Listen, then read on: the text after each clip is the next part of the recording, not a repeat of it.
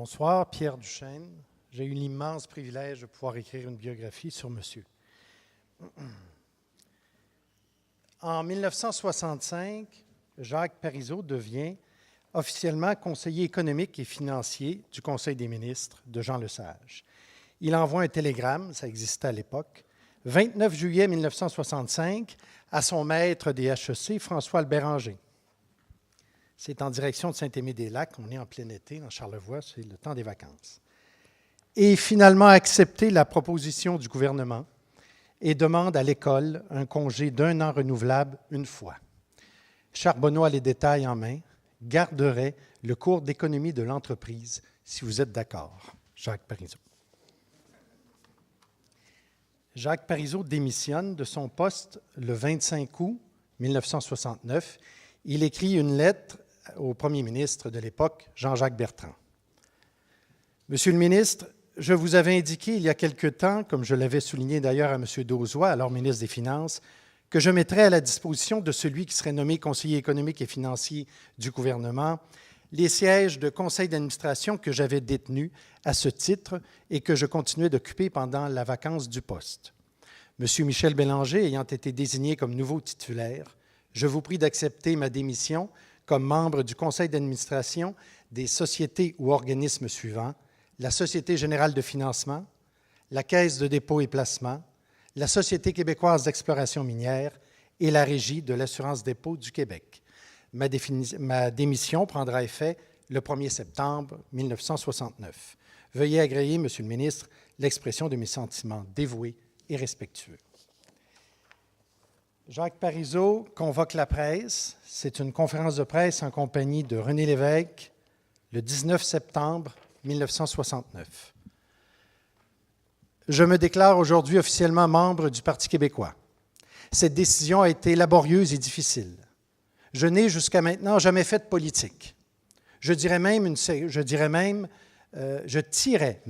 une certaine coquetterie d'avoir travaillé avec un grand nombre d'hommes politiques de la plupart des partis provinciaux ou fédéraux.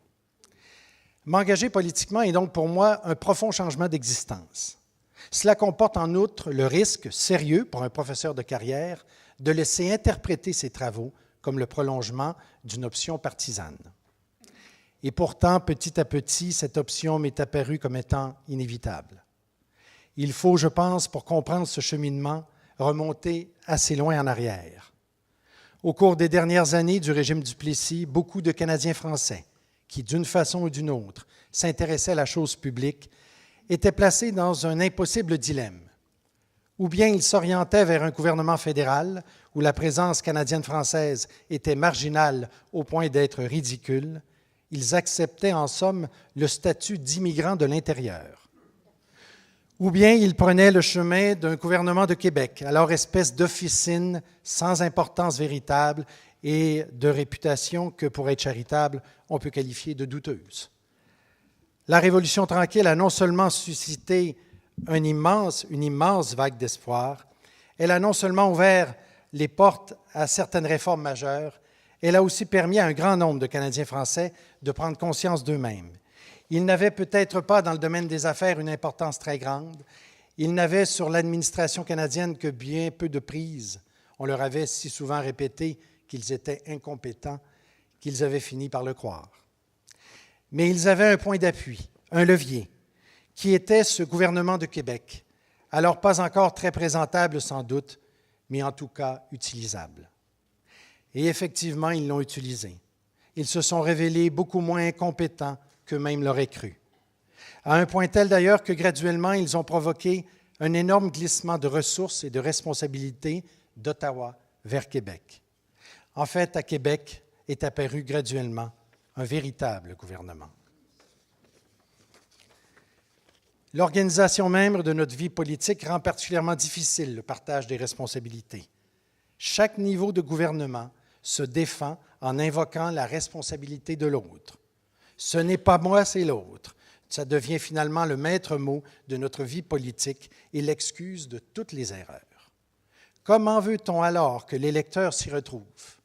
Comment veut-on concrètement que, comme dans tout pays normalement démocratique, on puisse, au Canada, renvoyer un gouvernement qui dépense trop pour la défense nationale et pas assez pour l'éducation, ou trop pour la sécurité sociale et pas assez pour la création d'emplois.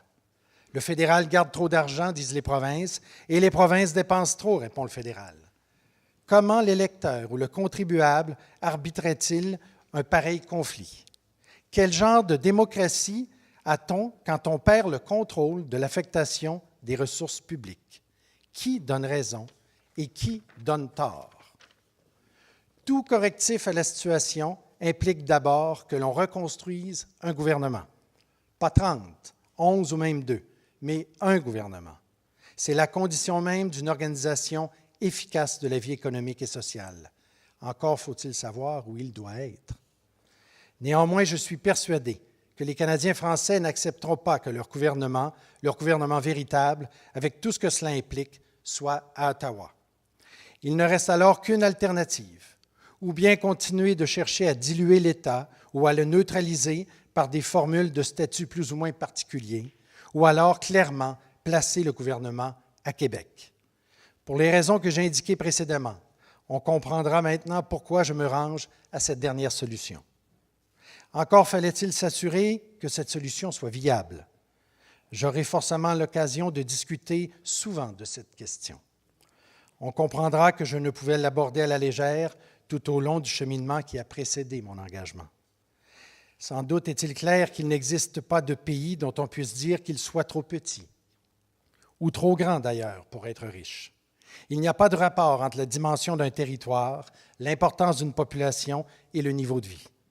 Il n'y a que des politiques économiques plus ou moins bien adaptées aux dimensions et aux circonstances de l'économie nationale. Cela, il faudra le démontrer, chercher à exorciser les démons ou simplement à calmer les craintes. L'opération ne sera pas facile, j'en suis certain. Et pourtant, il faut l'entreprendre, sans généralisation brutale, sans position doctrinale, sans cet extrémisme des attitudes que la vie politique, trop souvent, engendre. Mon adhésion au Parti québécois entraînera-t-elle ma candidature dans un comté à l'occasion d'une élection? Aucune décision précise n'a encore été prise à ce sujet. Il me paraît en tout cas, dans la logique des choses, qu'ayant posé le premier geste, je pose aussi le second. Merci.